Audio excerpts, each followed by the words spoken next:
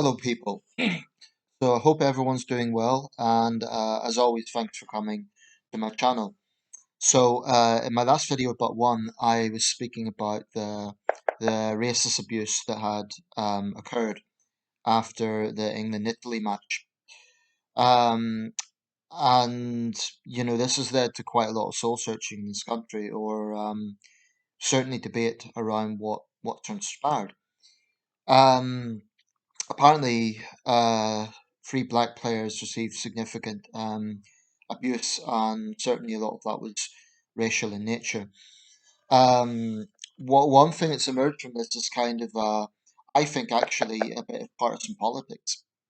Now, what I mean by that is Priti Patel has been criticised as she was critical of the take the knee stance, calling it a gesture, but then went on and condemned the abuse that players received.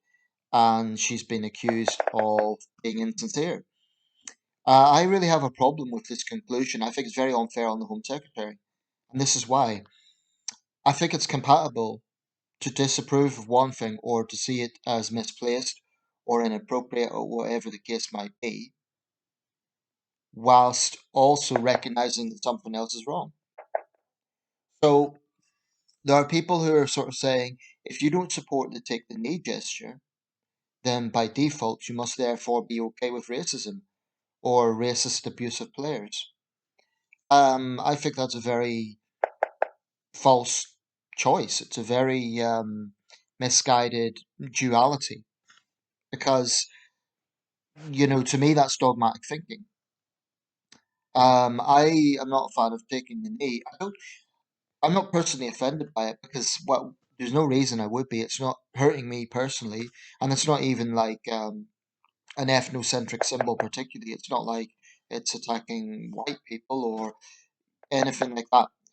However, it is an American import and it is associated with Black Lives Matter, which is a divisive movement.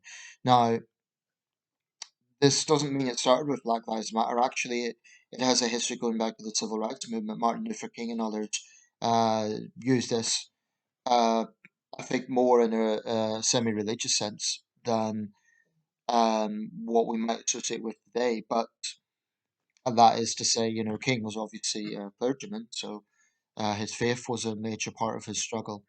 Um, I mean, a major guidance in his struggle. I think that, but taking the knee, it's something that obviously is polarizing.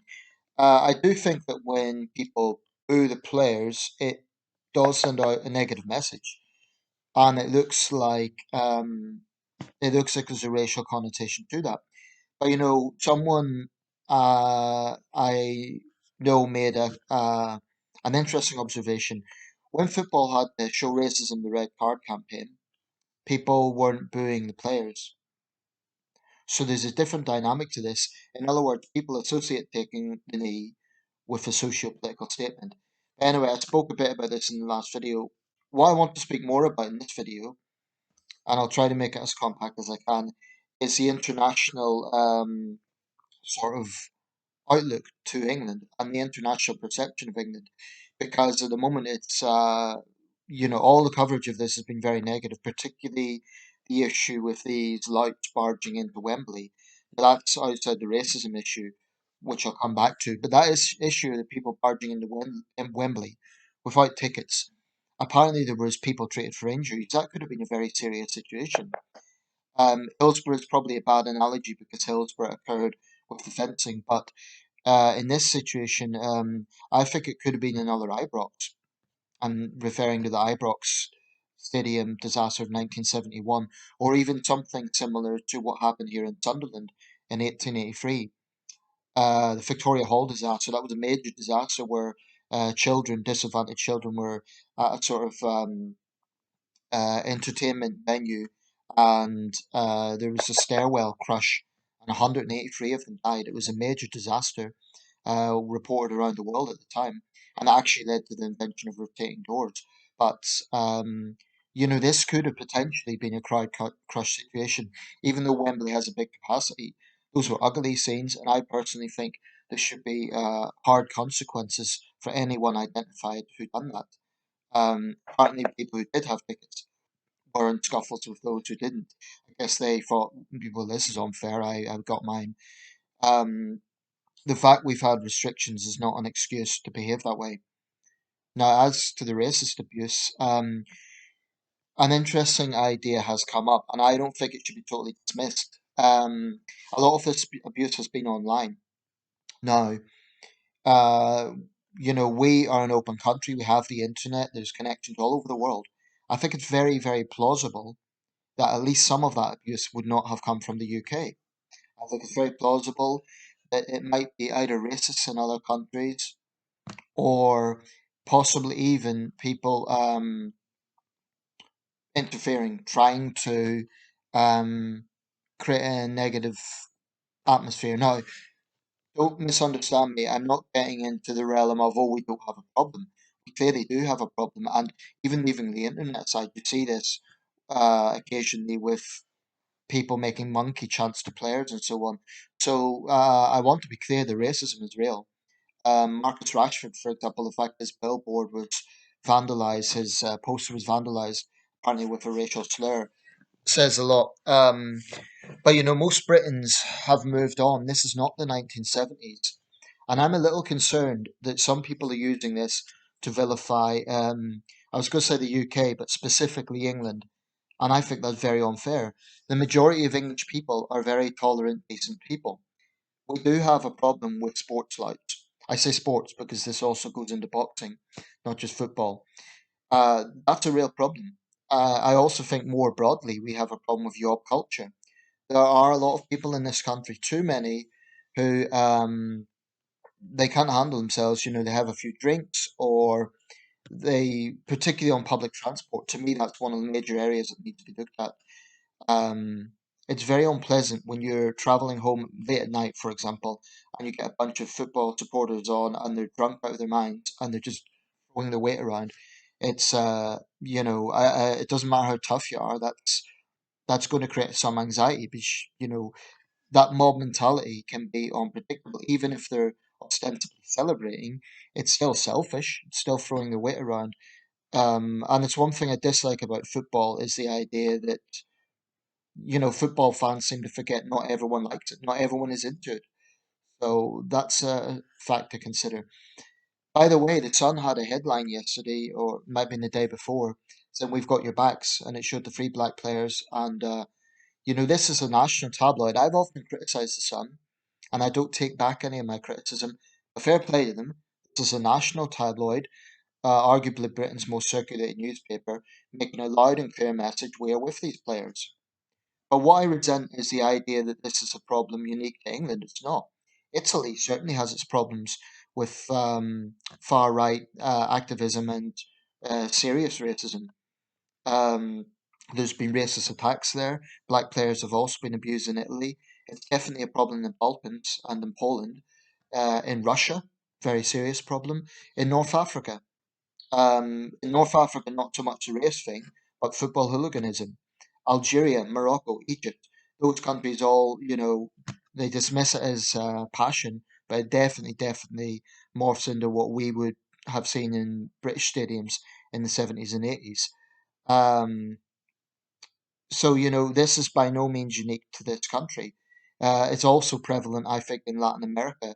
I mean, in Argentina, football is like a religion. So I have a problem with England being singled out. One thing I found particularly galling was an Indian channel. It's not a well-known channel. It's not NDTV or something like that. But basically, the woman presenter was saying this gets back to a colonial mindset of white man's burden, and she got into this diatribe about basically how racist the English fans were. But she was talking in such a generalizing way. It was just sloppy journalism and it made me angry. And I responded to the video in comments. I said, "Well, if you want to talk about tolerance, have a look at your own backyard." I really think Indian nationalists are the last people to talk about tolerance. I mean, last year, dozens died in the Delhi pogrom. India still has a problem of caste discrimination. So I take a very dim view of Indians pointing fingers at England for tolerance. Um, This is not an anti-Indian rant. India is a great country, and unlike those individuals, I don't generalize. I don't think 1.4 billion Indian people are religious fanatics or Hindu ultra-nationalists. They aren't. Many Indians are decent, normal people which is the same here. Generalizations are wrong. All they do is lead to a vilification of the entire nation. And I apply this to anyone. I say the same about the Chinese. I may have contempt for the Chinese government and strongly dislike the nationalistic arrogance that's coming from there, but people are individuals. And so, yeah, I took issue with that. I looked through the channel, not a single word about the Delhi pogrom. In that that event, people actually died. So really, it's something I have no respect for, is these sort of double standards. Just bear with me a second. Let's just hold a second, please. I'm finishing up a video. That is my friend Christian. Some of you might know by now. Yeah, so basically that's it. I think it is wrong to vilify an entire country because of the actions of some. Um, yeah, and I think this needs to be investigated. I think, computer people, the government or the police must have people who can trace, for example, IP address. Some of that must be coming from other countries, and it might just be that it's racist from other countries. The problem is it's making vilifying England. This is not to say that we don't have a problem. In no way am I trying to downplay or trivialize it. We do have a real problem. But those are a few things to think about. It's duality of thinking you're either with us or against us. If people don't support the need, it must therefore be okay with racism. For one thing, it hasn't worked. Hasn't stopped racists being racist. There's no actual evidence that it's worked. I think it's better going after the racists directly. Surely that's more practical than forcing people into conformity with, for example, taking the knee. I think we need to look at what sort of outside influence might be at play. I don't think that's a conspiracy theory. I think there might well be something in that. I'm not necessarily talking about a big organized plot by Russia or China, although I wouldn't put it past them. But more just that there might be racists from outside the UK who have decided to interject. Um, and finally, anyone who's vilifying England and saying this is a uniquely English problem, that is not true. England and the UK more generally have come a very long way since the 70s. We still have a problem with louts, as shown by the Wembley situation. I think those people need to be, there needs to be punishment because that could have led to a serious incident. And indeed, there were people injured. So that's just a few things to think about. But you can't vilify an entire nation because of the behaviour of some.